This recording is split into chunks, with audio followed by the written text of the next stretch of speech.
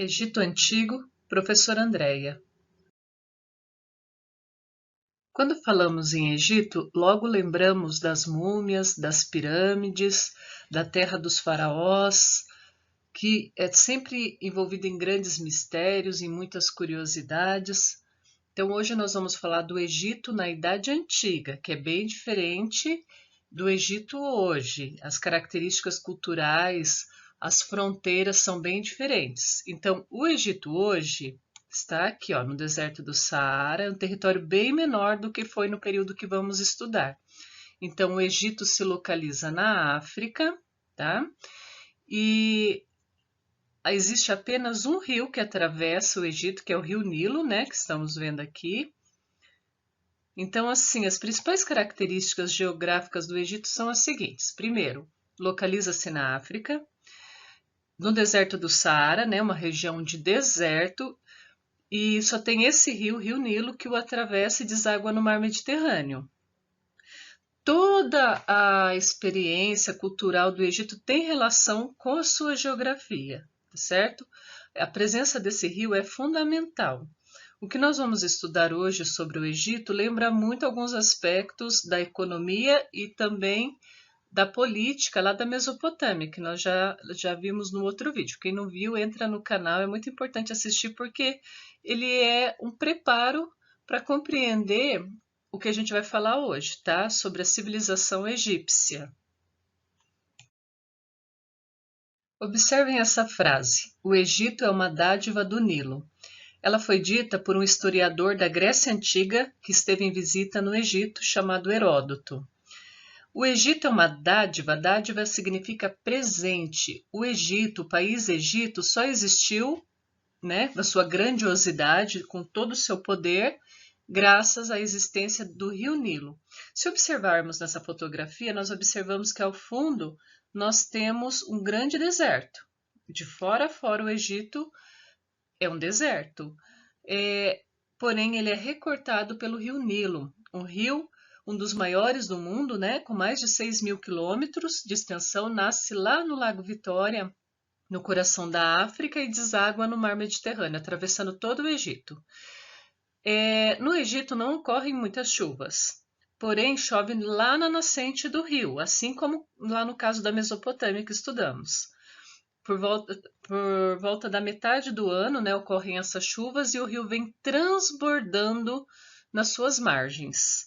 E ao transbordar, ele deixa uma camada de terra preta que nós chamamos de humus, que é o fertilizante natural, restos de plantas, animais, terra lá da região da nascente, já que aqui é um deserto, né, você precisa de terra fértil para plantar, e essa terra vem com a inundação lá da nascente do rio. Então, durante um ano a terra vai ficar fértil e os egípcios poderão plantar nessa margem. Na verdade, essa fertilidade pode durar até um pouco mais, tá? Dependendo de como foi a última cheia, se foi uma cheia satisfatória.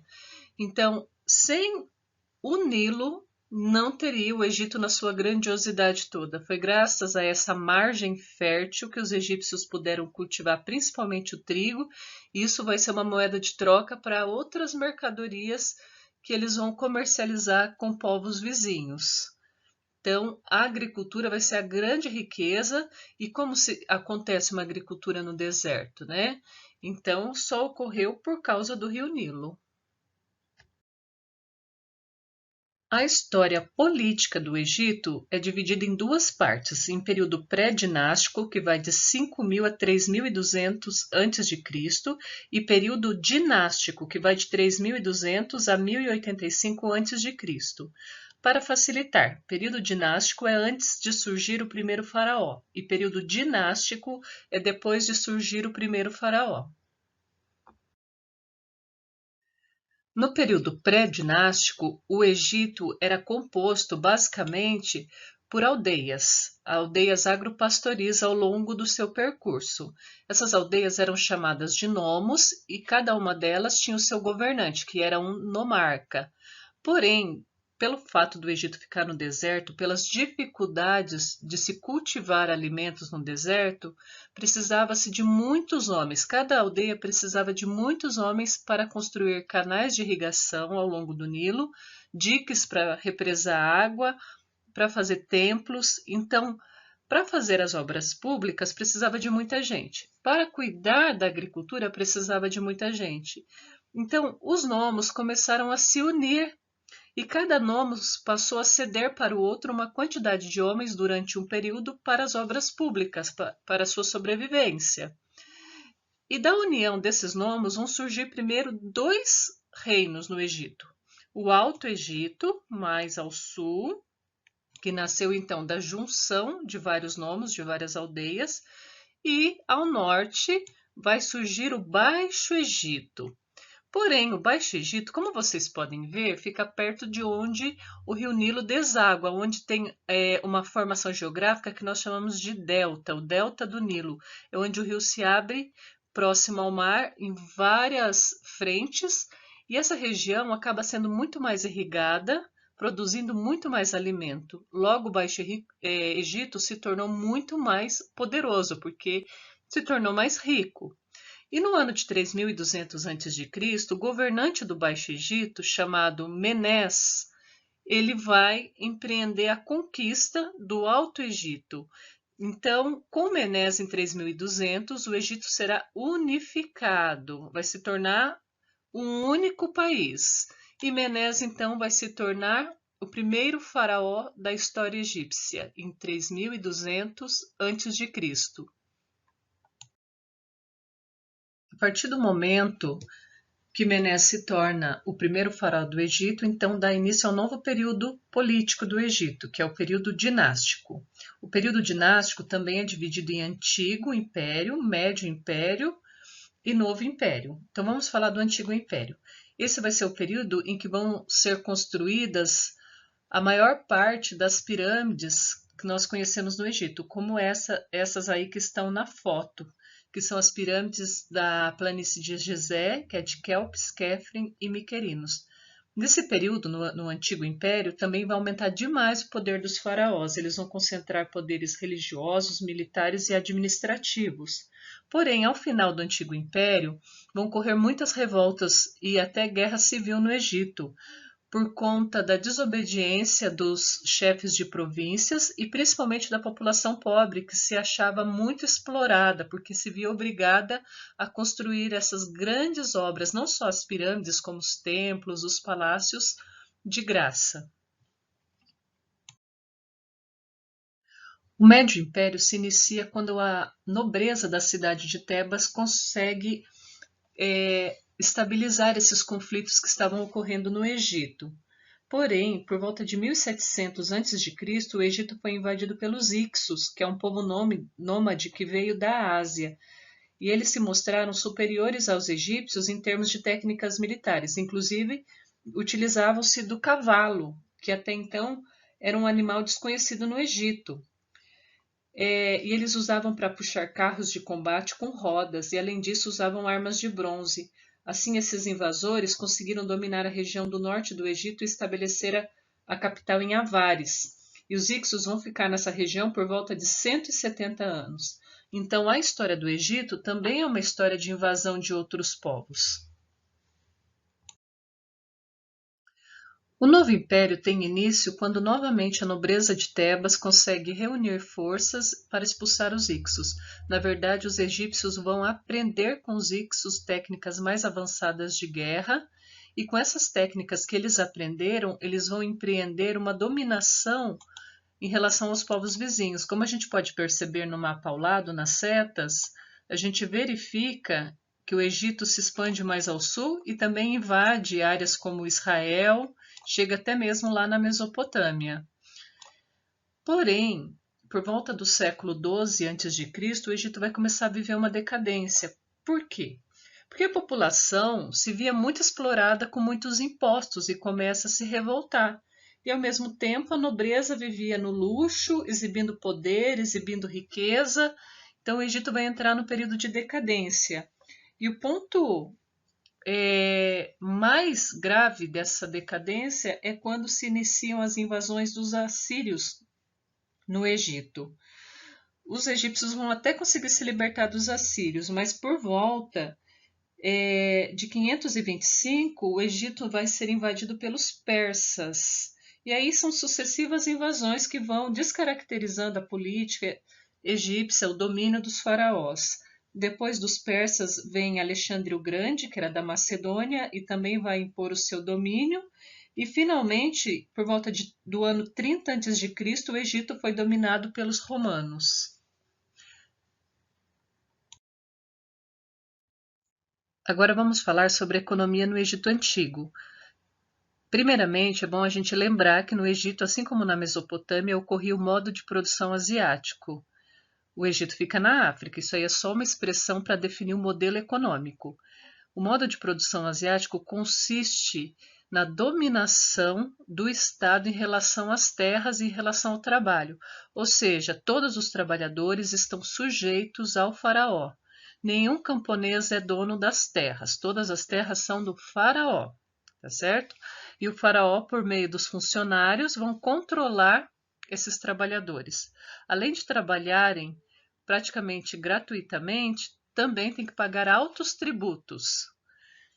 E eles não trabalham só na agricultura, né? O Egito não tinha só agricultura, tinha a criação de animais, tinha artesanato, tinha o trabalho nas construções, nas grandes obras públicas, como pirâmides, templos, canais de irrigação, diques. Lembrando então que o trabalhador ele se via sujeito à figura do faraó. Ele ficava com pouco do que produzia e, ao mesmo tempo, sustentava uma nobreza que vivia no luxo, muitas vezes de forma ociosa.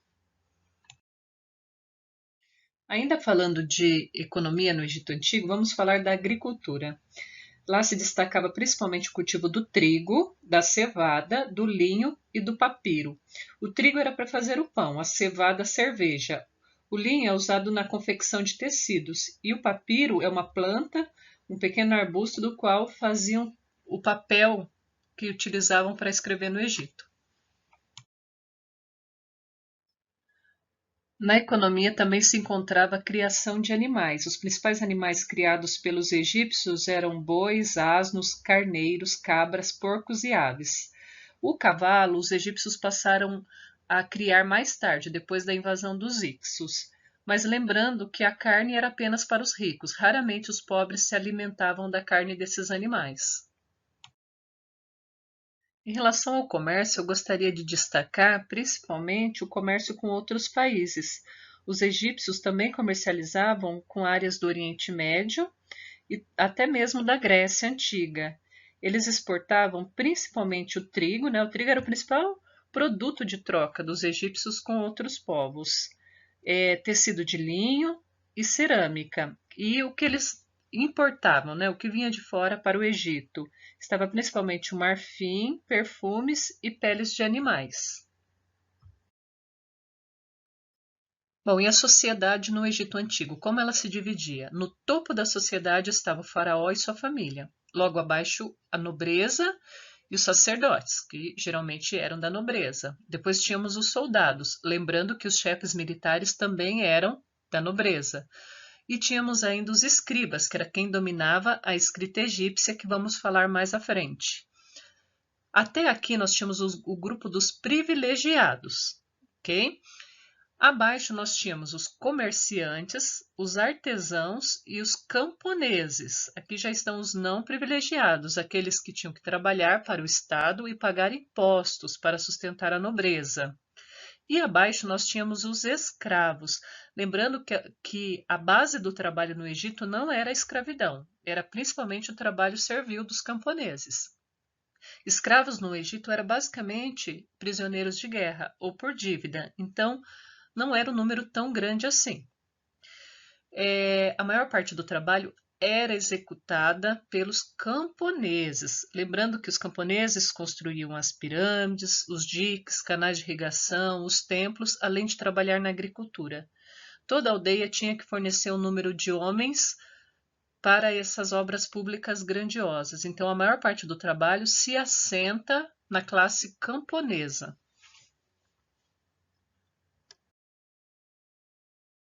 Um dos traços mais marcantes do Egito Antigo, em relação à cultura, é a religião. Os egípcios eram muito religiosos e se preocupavam demais com a vida após a morte. Inclusive, acredita-se que é devido à sua vida muito difícil nesse plano real. Então, viviam no deserto, passavam por muitas dificuldades, trabalhavam demais, pagavam impostos, tinham uma vida muito sofrida. Então, eles acreditavam que a vida após a morte poderia ser melhor. Vamos falar de algumas características dessa religião. Lembrando que o Egito é muito grande, cada parte do Egito tinha seus deuses específicos, suas crenças específicas, mas vamos tentar unir um pouco essas ideias. Então, a principal característica da religião egípcia é que ela era politeísta. E como a gente pode observar na imagem ao lado, eles acreditavam em deuses ora antropomórficos, ora zoomórficos. Ou seja, tinha deuses que para eles tinham a figura humana, eram antropomórficos. E para alguns deuses, para eles, alguns deuses tinham forma zoomórfica, ou seja, eles poderiam ter a cabeça de um animal e o corpo humano, ou eles eram todos representados por um animal, ou então poderiam ser um misto de vários animais. E o que a gente também percebe é que eles tinham uma religião muito presa a forças da natureza. Outra característica da religião egípcia era o processo de mumificação. Então, mumificação é a conservação dos corpos, dos mortos. É um processo no qual se retiram os órgãos internos, porque eles apodrecem com muita facilidade, o cérebro também. Esses órgãos, cada um tinha um vaso canopo específico para serem guardados, e o restante do corpo era lavado com sais e também era passado óleo antes de colocarem as ataduras, de forma a conservar os corpos. Mas por que eles faziam isso? Porque eles acreditavam na vida após a morte, mas eles acreditavam que iriam para um paraíso, mas teriam que usar o mesmo corpo, que a alma sairia do corpo para ser julgada no tribunal dos mortos e depois de julgada, se ele ganhasse o direito à eternidade, se ele fosse para o paraíso dos deuses, que se chamava Campos de Iaro, ele teria que voltar, pegar o seu corpo e ir para o paraíso. Por isso que eles faziam essa prática de mumificar. Bom, mas a desigualdade social, até mesmo nesse momento, ela se evidencia, porque as múmias que são achadas até hoje no Egito, né, tem milhares de anos e estão em bom estado de conservação, é apenas das classes mais ricas. Só os mais ricos tinham dinheiro para fazer um processo de mumificação bem eficiente, porque ele era caro e muitas vezes levava até 70 dias, né? Passava por vários processos dentro de 70 dias. Então você precisa de muitas pessoas especializadas para fazerem esse ato. Já as camadas mais pobres também eram mumificadas, mas de um jeito muito mais simples, usando menos material. Então, fazia com que os corpos deteriorassem ao longo do tempo. Então, geralmente, quando se fala que encontraram alguma múmia, geralmente era de uma classe mais abastada, que tinha recursos para fazer o processo inteiramente. Para entendermos melhor de onde veio essa crença na mumificação, nós vamos aprender sobre um mito egípcio, tá? Ou seja, a religião antiga dos egípcios, a qual nós chamamos hoje de mito. Existiam muitos deuses no Egito. Esses 4 que eu coloquei para vocês são um dos mais cultuados, tá?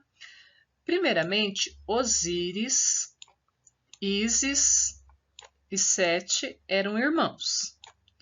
Porém, Osíris e Ísis se apaixonaram e se casaram, e tiveram um filho, que é Horus. Junto, esses 3 primeiros deuses eram os mais cultuados, os mais admirados no Egito.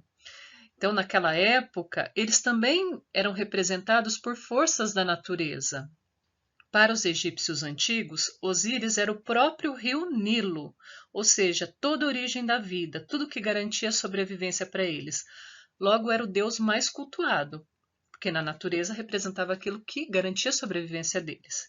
Para eles, Ísis também era fundamental para a sobrevivência deles. Na natureza, Ísis era representada como a terra fértil na margem do rio, a fertilidade, né? Mulher, a fertilidade, aquilo que garantia o sustento deles. E da união dos dois nasceu o filho, o Horus. O Horus, para eles, era o deus falcão, né? Olha a cabeça de falcão. E o Horus era o deus que tudo via, tanto que na escrita egípcia ele é representado como um olho, o olho do falcão. Por que é o deus que tudo vê? É o Deus que sobrevoa, é o Deus que está no ar, é o Deus falcão, ele vê tudo de cima, ele pode saber tudo o que está acontecendo. Também acreditavam que todos os faraós eram filhos de Horus. Então era Horus que ia verificar tudo que o faraó estava fazendo. Tanto que no cotidiano dos faraós, né, na vida real, todo lugar por onde o faraó passava tinha lá desenhado o olho de Horus, para que os faraós soubessem que quando eles morressem, Horus estaria no seu julgamento para dizer se ele foi um bom ou um mau faraó.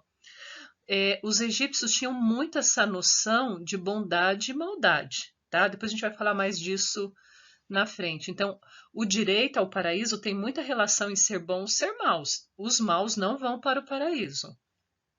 Bom, e quem é Sete nessa história, né? Então, aqui temos o falcão, temos o rio Nilo e temos a margem fértil. O Sete, ele era um deus invejoso, vamos dizer assim. Ele tinha ciúmes do fato dos irmãos dele serem mais cultuados que ele no Egito. Então, ele na natureza era tudo que gerava fome, miséria, era o deserto. Então, se o irmão era o rio, a irmã era a margem, e o sobrinho era o céu, era aquele que via tudo do céu, ele era o deserto, a fome, a miséria. Então ele não era amado, ele era odiado, ele era temido. E diz o mito que certa vez, por conta dessa inveja, Sete acabou matando Osíris. Ele mata Osíris e despedaça Osíris por todo o deserto. E a Isis chora demais. E por chorar, vai ter a primeira cheia do rio Nilo que vai fertilizar a terra. Porém, Osíris é um deus, não tem como matar um deus, ele está despedaçado, ele está numa situação ruim. Então o filho dele, que é um falcão, vai sobrevoar o deserto e vai recolher as partes do pai. Bom, mas como juntar esse pai novamente? Daí veio a ideia de pegar as partes do corpo e enrolar em atadura. Daí nasceu a primeira múmia, daí veio o mito da múmia. O Osíris foi a primeira múmia. Como não tinha uma cola super potente na época, usaram as ataduras. Então, a partir dessa crença é que todos os egípcios passaram a se mumificar. E por Osíris ser um deus que experimentou uma morte, ele passa a ser o juiz que vai julgar os mortos. Ele vai ser o juiz do tribunal de Osíris, ou juiz do tribunal dos mortos, um deus que experimentou a morte. Então vamos falar mais desse tribunal. Agora vamos entender o que era o tribunal de Osíris. Então os egípcios acreditavam que quando morriam a alma saía do corpo, o corpo ficava sendo mumificado e nesse meio tempo a alma iria para esse tribunal onde seria julgada. Julgada para quê? Para saber se teria ou não o direito ao paraíso, o campus de Iaro, que era onde viviam os deuses. Mas para ele ir para o paraíso precisava ter sido uma boa pessoa. E como saberia que essa alma foi de uma boa pessoa? Então começava um processo chamado psicostasia, no qual se tirava o coração da alma, lembrando que não doía porque era uma alma, e colocava numa balança que vocês estão vendo aí com o deus Anubis ajoelhado, que é o deus da mumificação. Então, o coração ficava num prato e no outro prato eles colocavam a pena da deusa da verdade. Bom, o coração tinha que ser mais leve que uma pena, para dizer que foi de uma pessoa boa. Se fosse mais leve que a pena, ganhava o direito a ir para o paraíso. E se ficasse nivelado igual, né? Sinal que não foi nem tão bom, nem tão ruim, mas também não tinha o direito a ir para o paraíso. Essa alma voltava para a tumba onde estava enterrada e ficava lá eternamente com fome e com sede, porque os maiores medos do povo egípcio na vida real era a fome. Então, eternamente com fome e com sede, na escuridão da tumba. Depois, e se o coração fosse cheio de pecado, de maldade, pesasse mais. Então vocês estão vendo um deus aí ao lado do Anubis, que é o Amute, que é esse deus com rosto de crocodilo e corpo uma mistura de leão, de hipopótamo. Então esse deus devoraria a alma, ela perderia o direito à existência. Então vamos ver agora como que era para a alma que ia para o paraíso, quando ela saísse daí do tribunal de Osíris, para onde ela ia? Bem, se a alma ganhava o direito a ir para o paraíso, então ela tinha que retornar à tumba onde seu corpo estava enterrado para recuperar seu corpo. Por isso também que os egípcios deixavam joias, objetos que eram do apreço, né, do morto, para que ele levasse para o paraíso. Nós estamos vendo aqui o sarcófago do Tutancâmon, um dos faraós egípcios que os arqueólogos encontraram a maior fortuna, o maior número de achados na idade contemporânea, tá? Ao lado nós temos também uma máscara funerária. Bom, é comum que os sarcófagos egípcios tivessem a cara do morto, tá?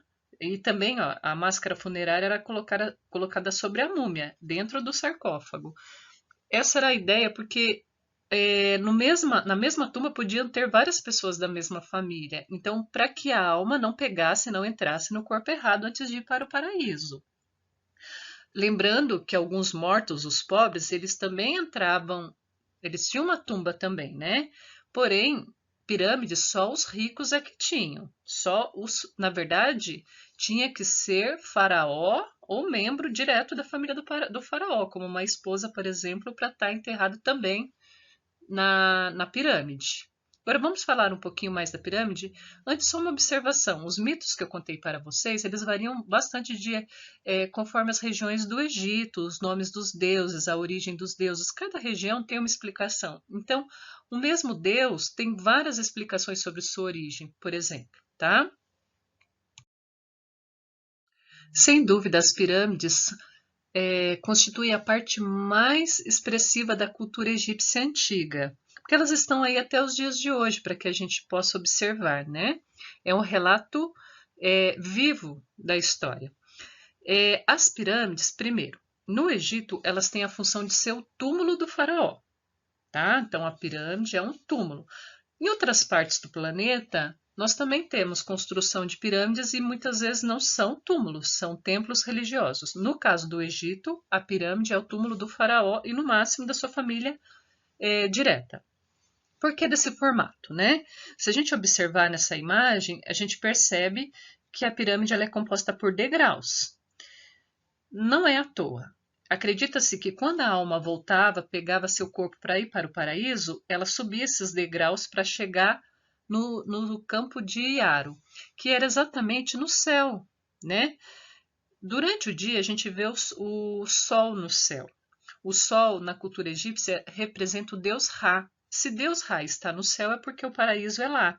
Então ela tem esse formato de escadaria, não é à toa, é para ficar mais fácil para a alma chegar ao céu. Pelo menos essa é uma das explicações, tá? Mas voltando a falar das pirâmides, como elas eram construídas? Possivelmente a imagem representa um consenso. Eles empurravam a areia, né, à medida que ia se aproximando da construção para levar esses blocos. Lembrando que esses blocos viajavam longas distâncias, porque no Egito não tinha essas pedras tão grandes. Elas viajavam pelo rio, eram arrastadas, né, sempre usavam muitos trabalhadores. Vocês estão vendo uma massa imensa. Tem gente que pensa que eram escravos, na verdade, a maior parte dos trabalhadores das pirâmides eram camponeses que eram requisitados, obrigados a fazer esse trabalho gratuito. Eles vão se revoltar várias vezes. E quanto tempo levava para construir uma pirâmide, né? A pirâmide ela tinha que ficar pronta durante a vida daquele faraó. Cada faraó ele tinha que construir a sua pirâmide. Então, era de 15 a 20 anos para levantar uma pirâmide. Era muito trabalho, um trabalho que não podia ser interrompido nunca. Tá?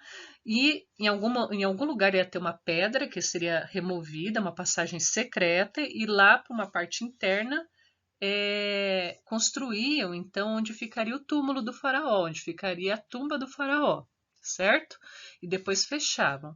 Mas com o tempo, alguns faraós percebem que não era muita vantagem fazer pirâmide, não só pelo gasto, né, pelo tanto de trabalhadores que tinham que se empenhar e sair das suas outras funções na agricultura, mas muitos ladrões de pirâmides. A pirâmide, ela era, na verdade, um grande chamariz, né? Dizia o tempo inteiro, olha, aqui tem uma riqueza escondida. Então, muitas pirâmides eram roubadas, saqueadas por povos invasores. Então, com o tempo, alguns faraós abrem mão de fazerem túmulos em forma de pirâmides. Alguns faraós, eles usam montanhas naturais que já têm esse formato e fazem uma passagem secreta no subterrâneo dessas montanhas, né, desses montes, para fazerem sua tumba. Tá? Aí eles mudam, né, para o Vale dos Reis, que é uma região onde vai abrigar várias tumbas secretas, que era uma forma, então, de despistar esses ladrões. Mas uma outra questão, por que de fazer túmulos tão grandiosos? Também tem uma outra explicação. Os egípcios acreditavam que toda vez que alguém repetisse o nome deles, lembrasse deles, eles teriam mais chances de serem eternos. Então, ao fazer uma obra tão grande, qualquer pessoa que passasse por ali e lembrasse, nossa, essa é a pirâmide de Kelps, de Kefren, de Miquerinos, de Ramsés, então eles seriam eternizados. Para finalizar, vamos falar de alguns conhecimentos que os egípcios antigos desenvolveram. A sua escrita é um dos principais traços da sua cultura. Por meio dos hieróglifos, eles deixaram registrada a sua história, a sua ciência, a sua arquitetura, a sua química, a sua matemática, a sua astronomia, a sua medicina. Lembrando que essa não era a única forma de escrita utilizada no Egito, mas era a principal. A arquitetura também, como nós vimos, acabamos de ver, né, em relação às pirâmides, mas também construíam templos, palácios, era uma arquitetura bem desenvolvida. Também tinha uma química desenvolvida, eles já manuseavam substâncias químicas como arsênio, cobre, o petróleo, o alabastro, sal e o sílex moído. Lembrando que a própria palavra química é uma palavra de origem egípcia. A matemática também era muito desenvolvida, afinal de contas, se não fosse uma boa matemática, o que justificaria você ainda ter pirâmides em pé até os dias de hoje? Então, para você fazer grandes obras, você precisa ter uma boa matemática. Também tinha uma astronomia desenvolvida, ótimos calendários, também tinha bastante uso religioso da astronomia por meio da astrologia, desses mapas que eles faziam do cosmos. E a medicina também egípcia era bem desenvolvida em relação a outros povos na época, mas isso se deve principalmente ao fator religioso, porque o fato de mumificarem os corpos fazia com que eles estudassem os órgãos e tivessem conhecimento do funcionamento do corpo humano. Claro que não é uma medicina como a de hoje em dia, mas eles já tinham bem mais conhecimentos do que outros povos.